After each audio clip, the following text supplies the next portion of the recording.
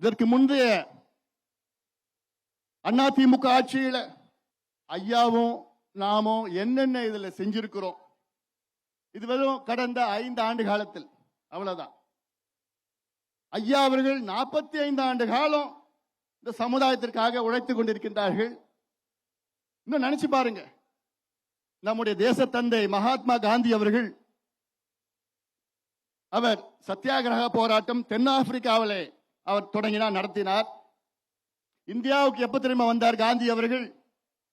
1915ஆம் ஆண்டில் வந்தார். காந்தி அவர்கள் 1920ஆம் ஆண்டில் தான் அன்றைய காங்கிரஸ் கட்சி தலைவரானார்.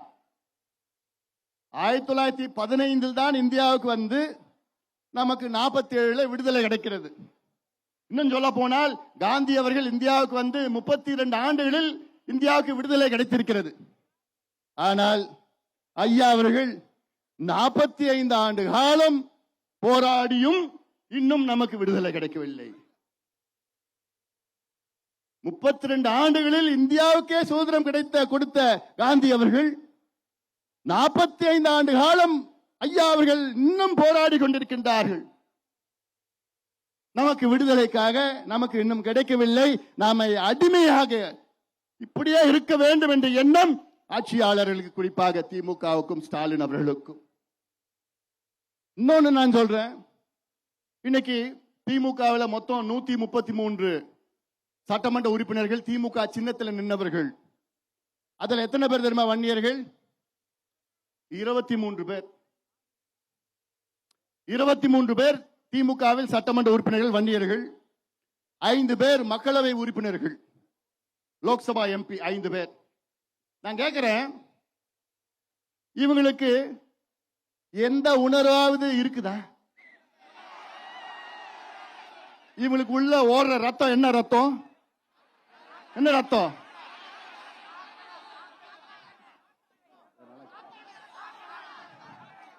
இல்ல, நீ சொல்லத்துல நல்லா கேட்க முடியல, அப்படிலாம் வேண்டாம். நான் கேட்கிறேன், சரி இவங்களுக்கு எப்படி எம்எல்ஏ ஆனாங்க, எம்பி ஆனாங்க? இவங்க திறமையாலையா? ஒரு சிலர், அதுல ஒரு சிலர் கொஞ்சம் திறமைசாலிகள் தான், அதுல நான் மாற்று கருத்து இல்லை. ஆனால் மற்றவர்கள் எல்லாம் எப்படி எம்எல்ஏ ஆனாங்க, எம்பி ஆனாங்க? அவங்க ஜாதி வச்சுதான், அதை வச்சுதான் எம்எல்ஏ ஆனாங்க, எம்பி ஆனாங்க. இல்ல இவங்க அப்படியே பயங்கர திறமைசாலியா? இல்ல. சரி, இந்த 28 பேரும் அதுல 4 அமைச்சர்கள் இருக்கிறாங்க. என்னைக்காவது ஒரு நாளாவது இந்த 28 பேரு, 23 எம்எல்ஏக்கள், 5 எம்பிக்கள், 4 அமைச்சர்கள், என்னைக்காவது ஒரு நாள் அவங்க முதலமைச்சரை பார்த்து, ஐயா எங்க சமுதாயம் மோசமா இருக்கு ஐயா, எங்க சமுதாயத்துக்கு இந்த பிள்ளைங்க படிக்க முடியல ஐயா, படிக்க முடியாத காரணத்தால அவங்க வேலைக்கு போக முடியல ஐயா, வேலைக்கு போக முடியாத காரணத்தால அவங்க அந்த குடி போதை அப்படிலாம் அந்த பழக்கத்திற்கெல்லாம் அடிமையாக்கி இருக்கிறாங்க ஐயா, எப்படியாவது இந்த சமுதாயத்தை எப்படியாவது காப்பாத்துங்க ஐயா, இந்த சமுதாயத்துக்கு எப்படியாவது கொஞ்சம் இடஒதுக்கீடு கொடுங்க ஐயான்னு யாராவது திமுக எம்எல்ஏவோ எம்பியோ யாராவது ஒருத்தர் பேசுற திராணி இருக்கா உங்களுக்குலாம்? பேசியிருக்கீங்களா? முதலமைச்சருக்கு பேசியிருக்கீங்களா? பேசுறதுக்கு உங்களுக்கு தைரியம் இருக்கா? திராணி இருக்கா? 4 அமைச்சர்கள் வேற. அதுல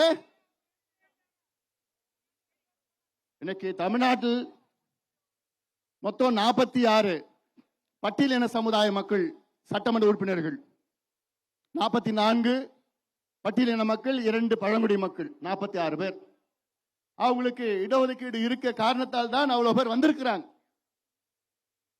இந்த தமிழ்நாட்டில் 234 உறுப்பினர்கள் இருக்கின்றார்கள் சட்டமன்றத்தில். அதில் 38 பேர் வன்னியர்கள். 38 பேர். நான் சொல்றது திமுக, அதிமுக, பாமக, காங்கிரஸ். இந்த 38 பேரும் வருகின்ற சட்டமன்ற கூட்டத்தொடரில் எல்லாம் ஒன்னா சேர்ந்து சட்டமன்ற வாசல்ல உட்கார்ந்து வன்னியர்களுக்கு இடஒதுக்கீடு கொடுத்தாதான் நாங்க உள்ள போவோம்னு சொல்ல முடியுமா? சொல்லுவாங்களா? சொல்லுவாங்களா? சொல்ல வைக்கணும்.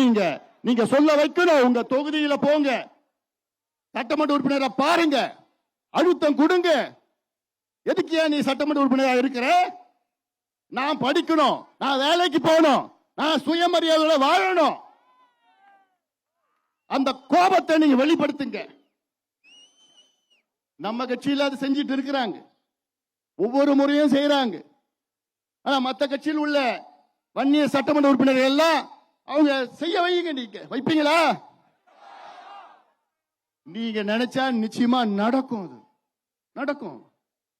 அதனால்தான் நான் சொல்லிட்டு இருக்கிறேன்.